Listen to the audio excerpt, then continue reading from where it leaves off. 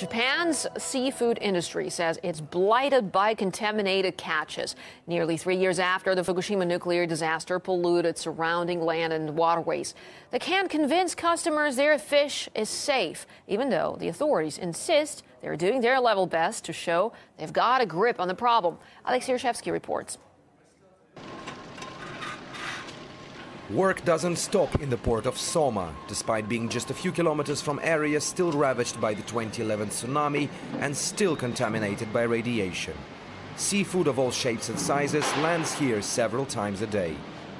Not only fish has traditionally been the integral part of the Japanese food culture, but also one of its prized exports. Last year alone, the exporting companies pocketed more than $2 billion.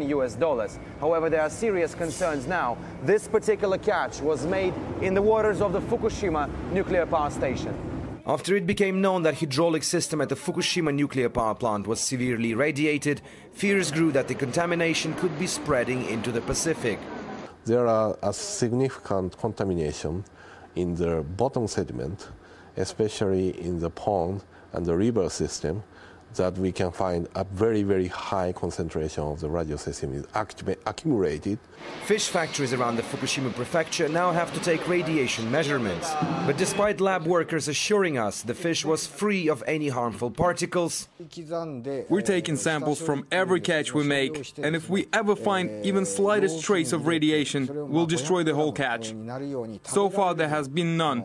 This fish is safe. And even the nuclear plant operator TEPCO standing firm that the nearby waters are clear of radiation.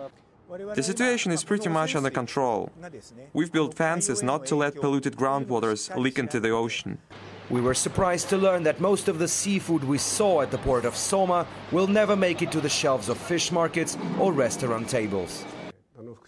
Most of the fish caught within the 30-kilometer radius is thrown into the garbage because it is radiated, and TEPCO is paying local fishermen for it. So they're happy and keep silent.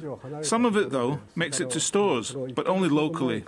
Seafood firms here are under threat, and there are 5 prefectures possibly affected by contamination in the sea, accounting for almost 40,000 tons of fish per year.